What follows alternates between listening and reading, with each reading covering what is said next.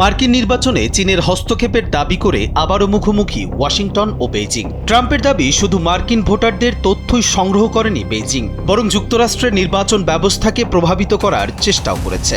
সেই অভিযোগের পক্ষে গোয়েন্দা নথি অবমুক্ত করার পরই নতুন করে উত্তপ্ত হয়ে উঠেছে ওয়াশিংটন ও বেইজিং এর সম্পর্ক। এমন তথ্য উঠে এসেছে বার্তা সংস্থা রয়টার্সের এক প্রতিবেদনে।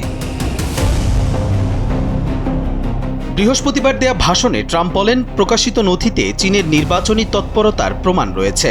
তার অভিযোগ, চীন অবৈধভাবে যুক্তরাষ্ট্রের প্রায় 22 কোটি ভোটারের তথ্য সংগ্রহ করেছে। স্যান্ডেলিনা সো, রূপচর্চায় আভিজাত্য। এসব তথ্যের মধ্যে ভোটারদের নাম, ঠিকানা ও ভোটার নিবন্ধনের বিভিন্ন তথ্য রয়েছে। ট্রাম্প আরও দাবি করেন, মার্কিন গোয়েন্দা সংস্থার কিছু সদস্য ইচ্ছাকৃতভাবে এসব তথ্য গোপন করেছে এবং চীনের কর্মকাণ্ডের প্রকৃত চিত্র সামনে আসতে দেননি। তবে ট্রাম্পের এই দাবিকে ঘিরেই তৈরি হয়েছে নতুন বিতর্ক।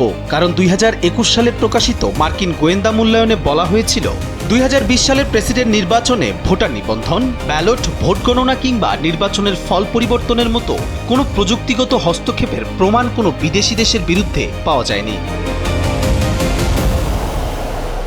বিষয়টি সম্পর্কে অবগত কয়েকটি সূত্র জানিয়েছে, চীনের হাতে যেসব ভোটারের তথ্য গেছে বলে অভিযোগ করা হচ্ছে, সেগুলোর বেশিরভাগই প্রকাশ্য তথ্য ছিল।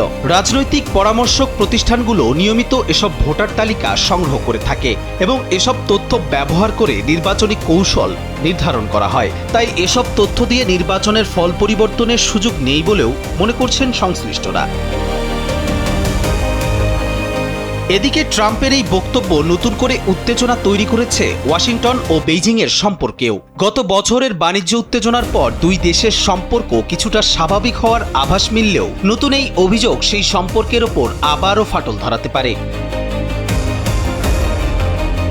অন্যদিকে সব অভিযোগ সরাসরি প্রত্যাখ্যান করেছে চীন। যুক্তরাষ্ট্রে চীনা দূতাবাসের মুখপাত্র লিউ চ্যাং বলেছেন, চীন কখনো যুক্তরাষ্ট্রের প্রেসিডেন্ট নির্বাচনে হস্তক্ষেপ করেনি এবং ভবিষ্যতেও করবে না।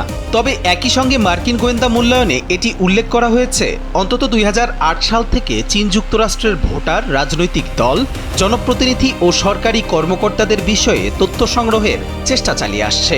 তবে সেই কর্মকাণ্ডের উদ্দেশ্য ছিল সম্ভাব্য নির্বাচনী ফলাফল ও রাজনৈতিক পরিস্থিতি বিশ্লেষণ করা, সরাসরি নির্বাচন পরিবর্তন করা নয়। বিশ্লেষকদের মতে, নভেম্বরে অনুষ্ঠেয় মধ্যবর্তী নির্বাচনকে সামনে রেখে নির্বাচনী নিরাপত্তার বিষয়টিকে আরও রাজনৈতিক বিতর্কের কেন্দ্রে নিয়ে আসতে চাইছেন ডোনাল্ড ট্রাম্প।